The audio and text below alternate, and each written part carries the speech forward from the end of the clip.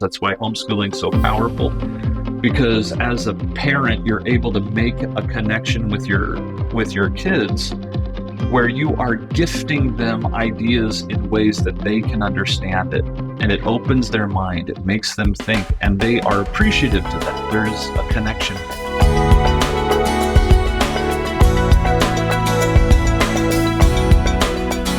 We talked about how kids are oftentimes they're falling into the traps of the secular world. And that's really what's happening with so many kids today, with adults as well, right? I mean, it's not just the kids who are falling into this trap, but adults are as well. And we're seeing kids and adults alike. It's so shocking to me as we see prominent Christian leaders, oftentimes pastors, maybe they're musicians, maybe they're authors, and they're just saying, yeah, I don't believe this anymore. I don't believe this Bible. I don't really believe in God.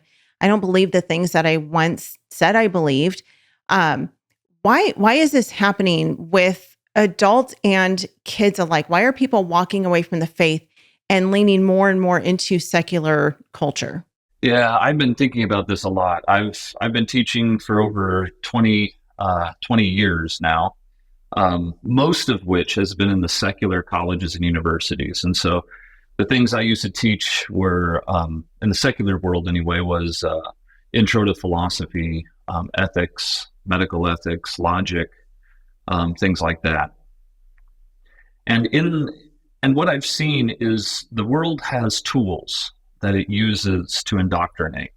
It begins with an iPhone, typically, and social media, trying to teach kids that being special is the most important thing you could possibly imagine. And so if you're unique, if you have some kind of niche, then you will make it in this world and you will be special. That niche has been instructed through TV shows, through media, that the way you can become special is start to question your gender, start to question who you're attracted to. Anything sexual in that way, even if we have to sexualize children, we'll do it to make sure everyone can find their path to the world's way of thinking, which is a worldview. They almost don't even mind if you keep a little bit of your faith. If you attend church and that's your thing, that's awesome. I mean, that's great. Sure. But make sure you're getting on board with the rest of us with this LGBTQ stuff and all that. Because if you're not on board, then you're just really unloving, and that wasn't Jesus loving. And you want to be loving and special, and they're making all these promises to the kids. So by the time, and this is something that's really interesting to me. You have a lot of people starting to homeschool because they see how horrible the public high school is, and in public elementary schools. They finally seen it. They saw what they're saying. They pull them out. A lot of people are starting to homeschool because of that, which is great. But then they say, well, now that Johnny's 18, I'm going to send him to a public high school or a public college or public university. And they think this way, and it makes sense. But they think, well, they're going to live at home. I'll send them to the local community college or university, and they'll stay at home with me.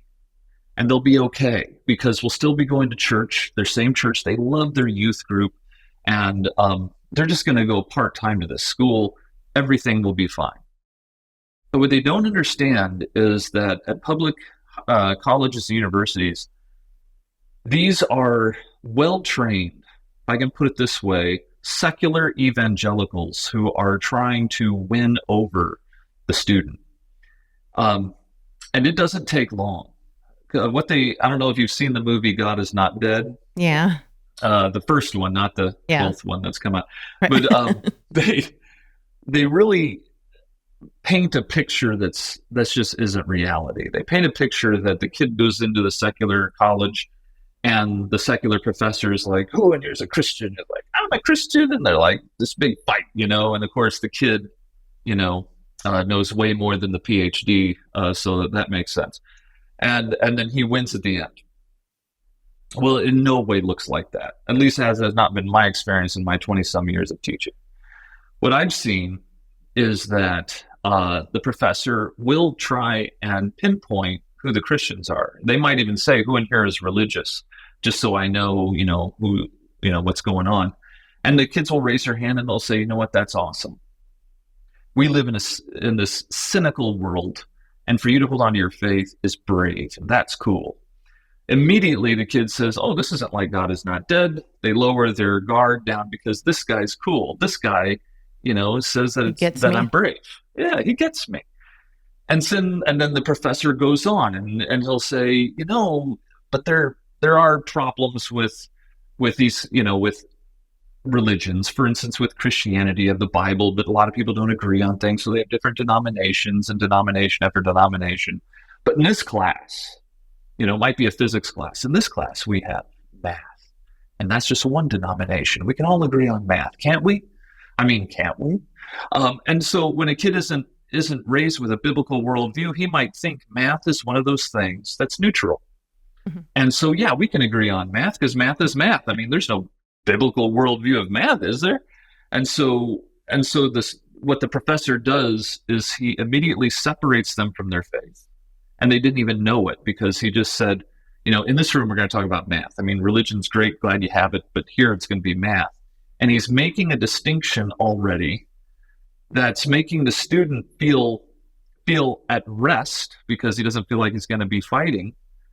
And at the same time, he just separated them from their faith, saying your faith doesn't have anything to do with math.